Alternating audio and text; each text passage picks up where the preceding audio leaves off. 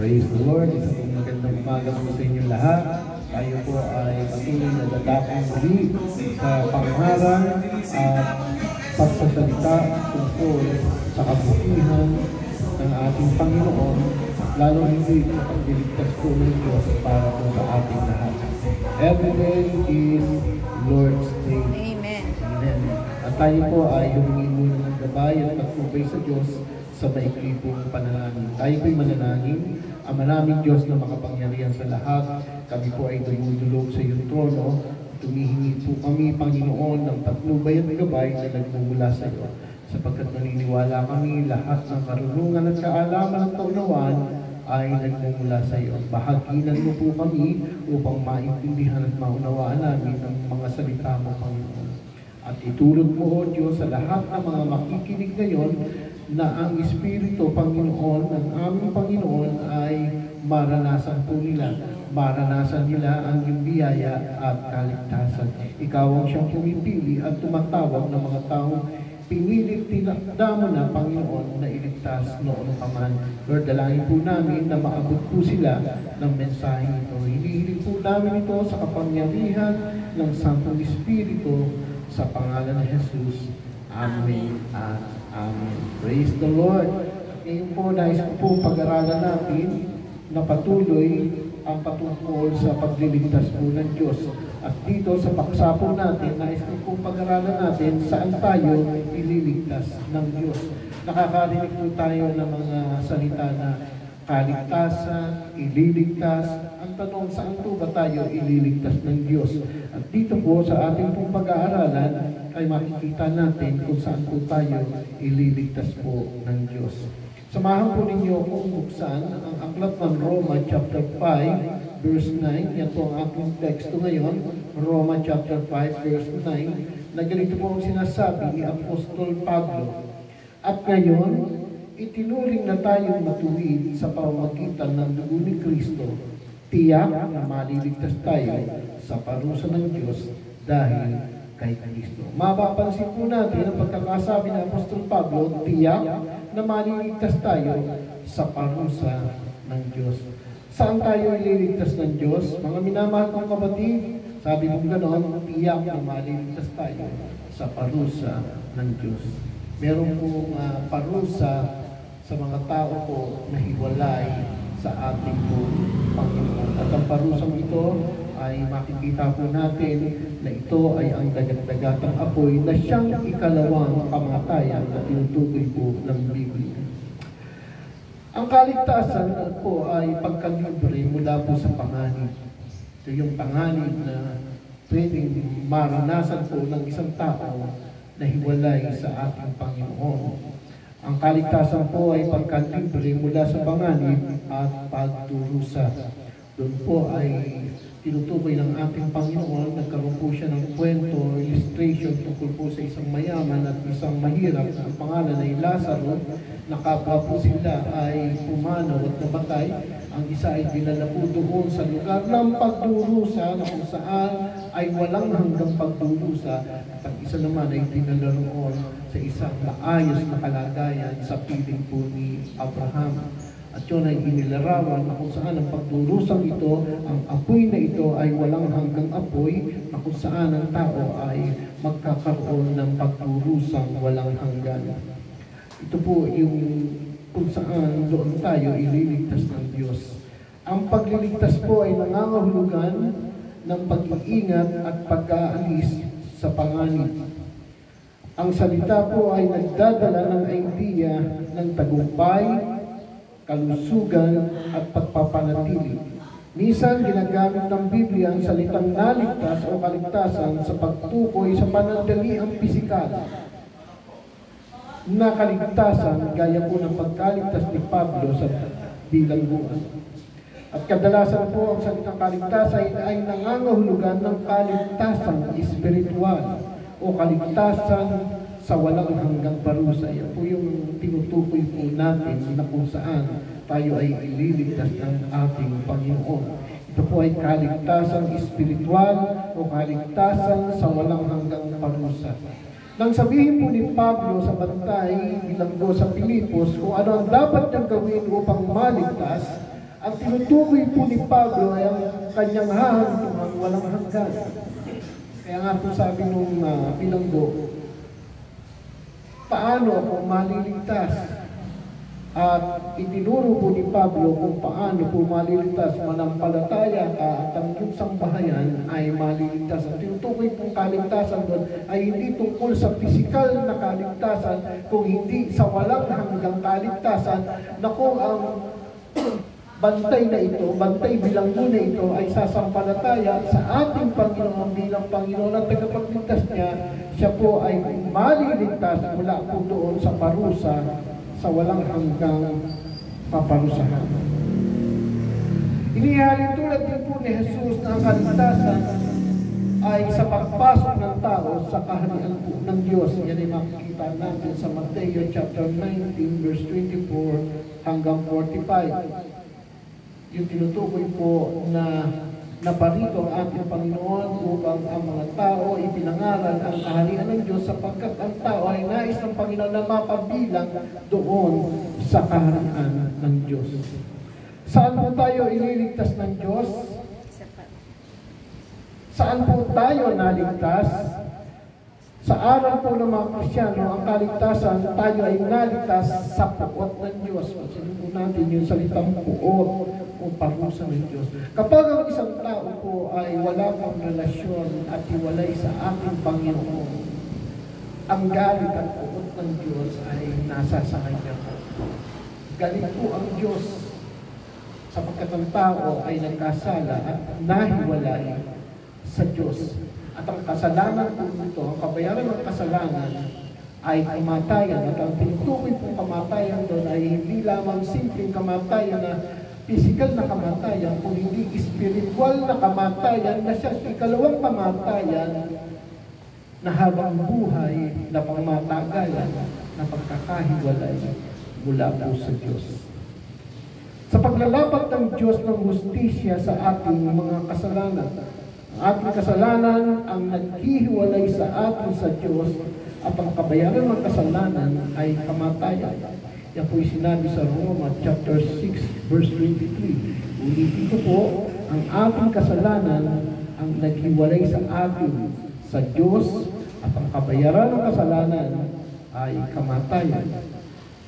Ang biblical na kaligtasan ay patungkol po sa kaligtasan mula sa consequence ng kasalanan, at dahil doon, ito ay nangangahulugan ng pagpapatawad at pagkaalis ng kasalanan. Kapag ang isang tao ay nagkaroon po ng relasyon sa ating Panginoon, katulad ng last Sunday na tinatalakay natin, kapag ang isang tao ay naipanganak na muli sa Espiritu, siya po ay nakaranas ng pagpapatawad at naalis po yung kanyang kasalanan. Siya po ay naipanganak na muli. Ang ibig sabihin ng naipanganak na muli, ang Diyos po ay gagawa ng panibagong espiritu. Ang kanyang puso ay pinalitan po ng isang pusong laman ng ating Panginoon. Yan ang sinasabi ko sa Ezekiel. Babaguhin ang ating espiritu at papalitan ang ating mga puso ng ating Panginoon. At dyan po'y mababasa natin sa ikalawang Korinto chapter 5 verse 17, ang nakipag-isa kay Kristo ay isa ng bagong nilalang. Wala na ang dati niyang pagkatao, yung dati niyang pagkatao na meron pong parusa, na meron pong kasalanan na minana mula kay Adan, at siya po ay nagiging bago na. Ibig sabihin, siya ay muling ipinanganak. Amen. So, nagkakaroon po ng pagbabago mula sa kanya, isang makasalanan, at ngayon ay isang pinatawad mula sa kasalanan. Siya ay nagiging matuwid sa harapan ng ating Panginoon. Ang kanya po nagiging posisyon sa paningin ng Diyos ay nagiging matuwid dahil po kay Kristo. Ngayon ang tanong, sino po ang gumagawa ng kaligtasan? Noong mga nakaraan po, diniscuss po natin. Ang tanging ang Diyos lamang ang makapag-aalis ng kasalanan at makapagliligtas mula sa parusa dahil sa ating mga kasalanan. Wala po tayo, hindi ko po, wala tayong kakayahan na mag-alis ng ating mga kasalanan, natakpan natin ang ating mga kasalanan, na gumawa tayo ng mga bagay upang maging matuwid tayo sa harapan ng Diyos, upang maalis ang ating mga kasalanan, kahit pahirapan pa natin, sugatan pa natin ang ating mga sarili para tayo mapatawad sa ating mga kasalanan. Wala pang makapag-aalis ng ating kasalanan kung hindi ang Diyos lamang ang tanging makapag-aalis ng ating mga kasalanan, at siya lamang ang makapagliligtas sa atin sa tiyak na parusa. Amen. Paano nagliligtas ang Diyos? Sa aral po ng mga Kristiyano sa kaligtasan, iniligtas tayo ng Diyos sa pamamagitan ni Jesucristo. Ulitin ko po, iniligtas tayo ng Diyos sa pamamagitan ni Jesucristo. Hindi sa pamamagitan ng pagpapamiyembro sa isang simbahan, hindi po sa pamamagitan ng mga ritual, hindi sa pamamagitan ng paggawa ng mabuti, hindi sa pamamagitan na ikaw ay makabilang sa mga malalaking simbahan, maging kaanib ka ng mga simbahan ito, maging miyembro ka ng mga malalaking simbahan. Hindi po iyon ang susi upang tayo ay maligtas, kung hindi iniligtas tayo ng Diyos sa pamamagitan ni Jesucristo. Ang kamatayan ni Jesus sa krus at ang kanyang pagkabuhay na magmuli ang dahilan ng ating kaligtasan. Yan po ang tunay na kahulugan ng mabuting balita o ng gospel. Ang kamatayan ni Kristo at ang muling pagkabuhay ni Jesucristo. Malinaw po na itinuturo ng Biblia na ang kaligtasan ay sa pamamagitan lamang ng biyaya, at ito ay regalo ng Diyos na hindi kayang bayaran ng sinuman. Amen. Malinaw po na tinuturo ng Biblia na ang kaligtasan ay sa pamamagitan lamang po ng biyaya. Pag sinabing biyaya, wala ka pong ginawa. Libre mong tinanggap na ibinigay po ng Diyos para sa iyo. Ikaw ay pinili at biniyayaan ka ng Diyos ng kaligtasan. Hindi sa pamamagitan mo, kung hindi ito ay isang regalo ng Diyos na hindi kayang bayaran ng sinuman. Bakit hindi kayang bayaran? Hindi ho kaya ng tao na bayaran ang kanyang kasalanan at mamatay sa krus ng Kalbaryo. Tanging ang isang taong walang kasalanan lamang ang pwedeng magbayad ng kasalanan po natin. Kaya nga po si Jesucristo ay nagkatawang tao para bayaran ang kasalanan ng mga tao. At tandaan po natin, bagamat nagkatawang tao si Jesus, kailanman ay hindi po siya nagkasala. Amen. Kasi kung siya nagkasala, hindi po siya pwedeng magbayad ng kasalanan ng tao. At dahil doon, nasumpungan si Jesus na walang sala. At tandaan natin na ito'y makakamtam lamang sa pamamagitan ng pananalig kay Jesucristo. Kailangan ng isang tao manampalataya at manalig kay Jesus na walang tayong kakayahan na bayaran at iligtas ang ating sarili, kung hindi kay Jesucristo lamang ang kaligtasan. Ayan ay makikita natin sa Gawa chapter 4 verse 12, sa silong ng langit at tanging pangalan lamang na Jesus ang siyang ibinigay na sukat at kaligtasan ng bawat isa. Paano po matatanggap ng isang tao ang kaligtasan? Ang tao ay maliligtas sa pamamagitan ng pananampalataya. Una, kailangan muna niyang marinig o malaman ang tungkol sa Ebanghelyo. Ang mabuting balita tungkol sa kamatayan at muling pagkabuhay ng ating Panginoong Jesucristo. Yan po ang mabuting balita. Wala hong ibang mabuting balita. Ang mabuting balita ay ang kamatayan ni Kristo na binili tayo mula sa ating mga kasalanan, namatay siya para po sa atin. At kung nanatili lamang siyang patay, wala pong kaligtasan. Sabi po ng Bible, muli siyang nabuhay para po sa atin. Pagkatapos po, kailangan niyang manalig at kung pusong ilaga ang pananampalataya kay Jesus. Romans chapter 1 verse 16. Kinakailangan ilaga po ng isang tao ang kanyang pananampalataya tanging kay Jesus lamang. Nakapanood dito ang pagsisisi ng tinatawag na pagbabago ng isipan patungkol sa kasalanan at kay Kristo at pagtawag sa pangalan ng ating Panginoon. Romans chapter 10 verse 9 to 10. kahulugan ng Kristiyano sa aral ng kaligtasan ay ang pagliligtas sa biyaya ng Diyos mula sa walang hanggang parusa dahil sa kasalanan.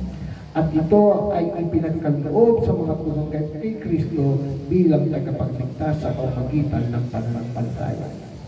Kalakip dito ang kondisyon ng Diyos na pagsisisi at pananampalataya sa Panginoong Jesucristo. Ang kaligtasan ay makakamtan sa pamamagitan lamang ni Kristo at wala nang iba. I am the way, the truth, and the life. Siya lamang ang daan, buhay, at katotohanan. At nakadepende sa Diyos kung sino ang kanyang pagkakalooban ng kaligtasan at iingatan hanggang wakas. Tanging ang Diyos po ang siya pumipili at tumatawag before the foundation of the world. Kilala na po ni Kristo at pinili at tinawag. At sa taktang panahon, tinatawag ng Diyos ang kanyang mga pinili para. Kaya mayroong nangangaral ng mabuting balita. Kinakailangan mo makakinggan ito. Kung sa pagkakataon ito, napakinggan mo ang mabuting balita at naniniwala po ako na ang banal na Espiritu ang kumikilos sa buhay ng tao na siya magbubukas ng ating mga puso upang maintindihan at maunawaan natin ang mabuting balita ng ating Panginoon. At kung ikaw ngayon ay nakapakinig ng mabuting balita tungkol sa pagliligtas ng ating Panginoon, kung saan tayo ililigtas ng Diyos, ililigtas tayo sa tiyak na kapahamakan at kaparusahan ng ating mga kaluluwa. Iyon po ang misyon ng ating Panginoon na parito siya para iligtas tayo sa tiyak na kaparusahan. At kung ikaw ay hindi pa kumikilala sa ating Panginoon bilang Panginoon at tagapagligtas ng iyong buhay, ito po ang araw upang ikaw ay maligtas.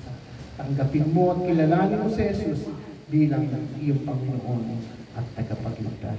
Kung maaari, ikaw po ay sumabay sa maikling panalangin ito upang bilang pagtanggap at pagkilala sa ginawa ni Kristo sa krus ng Kalbaryo. Saglit po tayo manalangin. Amang banal na makapangyarihan sa lahat, inaamin ko po na ako ay isang makasalanan at kailanman ay hindi ko kayang takpan, hindi ko po kayang bayaran ang aking mga kasalanan.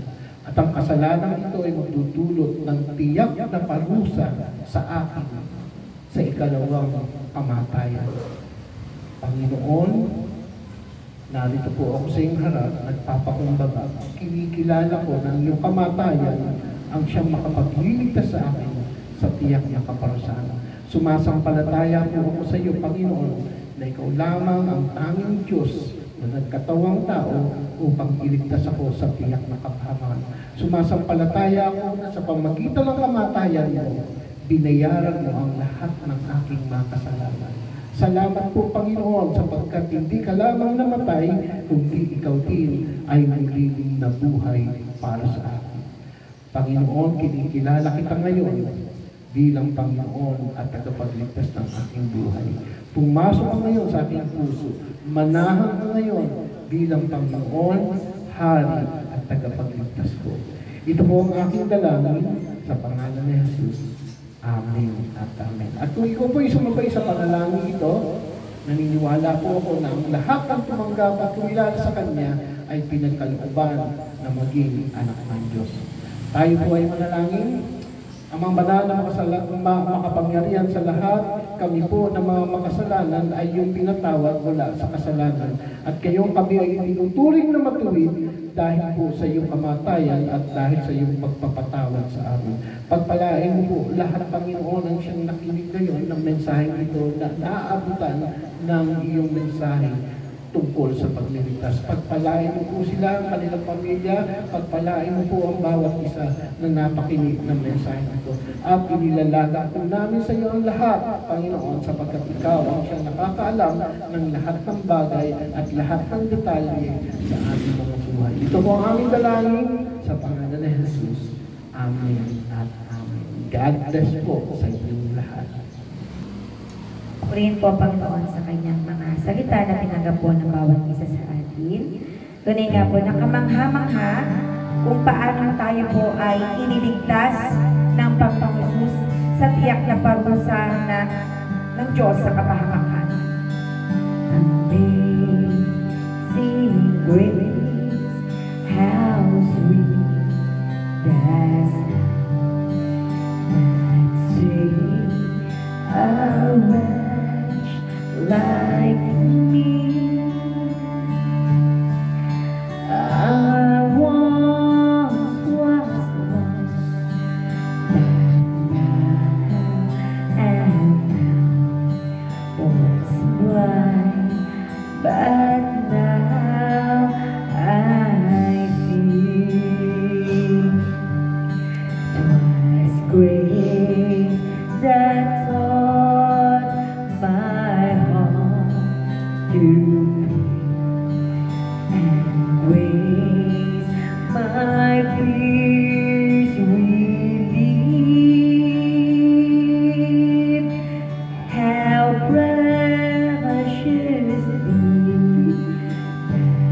days appear,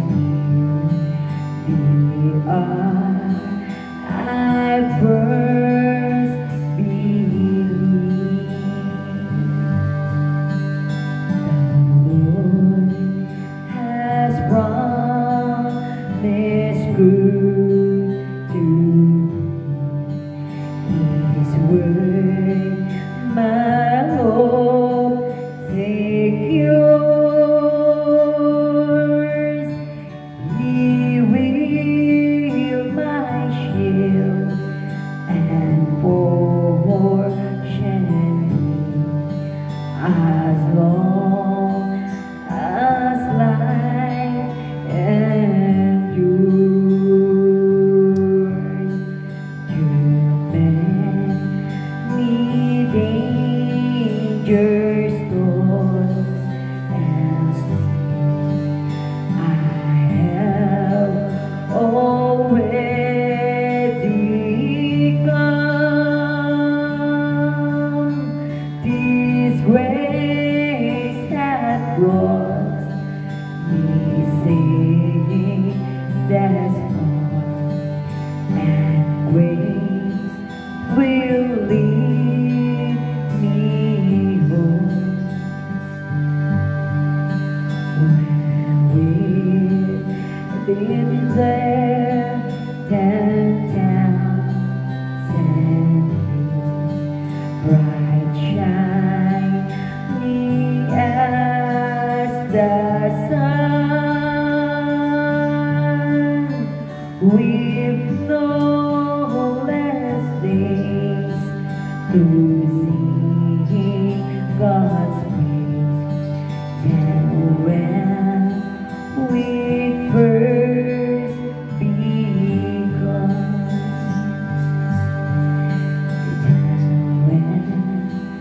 We first begun. To God be all the glory. Palakpakan po natin ang ating Panginoon. Hallelujah, Jesus. Salamat po, Panginoon, sa inyong kamangha-manghang biyaya ng pagliligtas po sa bawat isa sa atin, sa tiyak na kaparusahan ng Diyos sa aming po mga kasalanan. At sa oras na ito, Panginoon, patuloy na hinihiling po namin, O Diyos, sa tanggapin niyo po, Panginoon, ang paulit-ulit at sama-sama naming pasasalamat at pagpupuri, Panginoon, sa mabiyayang pagpapala mo sa bawat isa sa amin, Panginoon. Salamat po sa biyaya ng buhay, biyaya ng lakas, Panginoon, biyaya ng mga hanap buhay, Lord God, biyaya, Panginoon, ng kalusugan, kalakasan, Panginoon. Panginoon, paulit-ulit na pasasalamat ang aming inihahalog sa talangalan ng iyong buktong na anak na si Kristo Jesus. Amen and amen.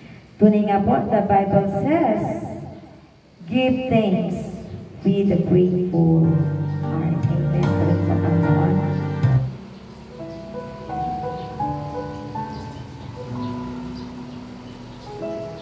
Amen. Tunay nga na wala tayong kayang ibalik sa Panginoon, iganti sa Panginoon, kundi ang pasalamatan na lamang ang lahat ng kanyang ginawa sa ating mga buhay.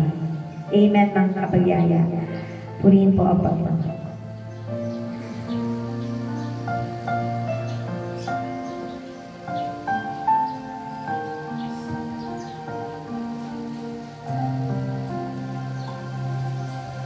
Give thanks with a grateful heart. Give thanks to the Holy One. Give thanks because His given Jesus Christ, His Son. Oh, give thanks. Give thanks with a grateful heart. Give thanks to the Holy One. Give thanks because His given Jesus Christ, His Son. And now let the weak say,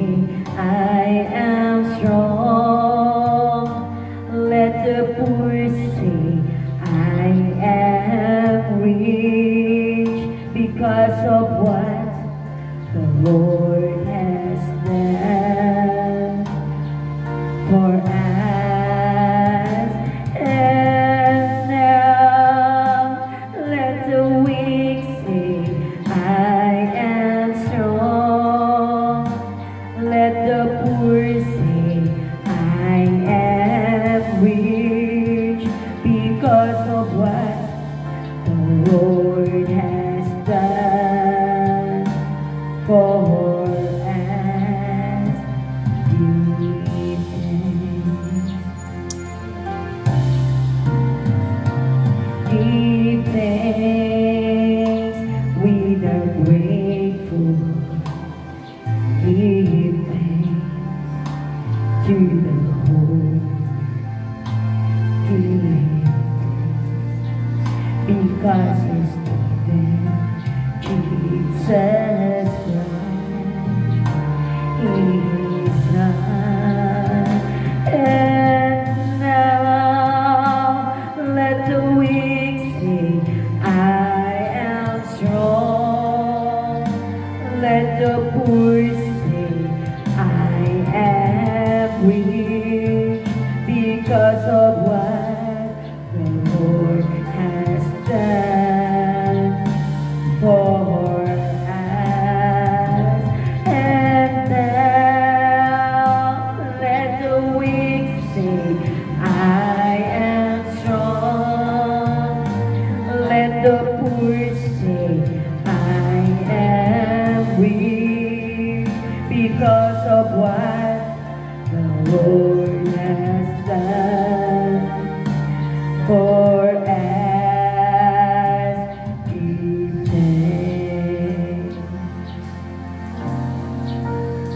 For we give thanks. We give thanks. Thank you, Lord. Thank you, Jesus. Hallelujah. Ngayon po, mga kapatid, atin pong wakasan ng ating gawain sa pamamagitan po ng pananalangin at benediction sa panguna po ng ating Pastor Romel. Praise the Lord. Panginoon, maraming salamat sa natapos po namin gawain ito at patuloy po namin pinapabaya sa iyo ang buong isang linggo po namin na ang pagpapalang biyaya mo ay patuloy na sumaamin. Ang pag-ibig ng Diyos, ang kalakasan, ang pagpapala, kagalingan at kasaganaan ay sumaming buhay, sumaming iglesia, at sumaming pamilya. Sa pangalan ng Ama, Anak at Espiritu Santo. Amen. Amen. Amen. God bless po sa inyong lahat. Happy Lord's Day po.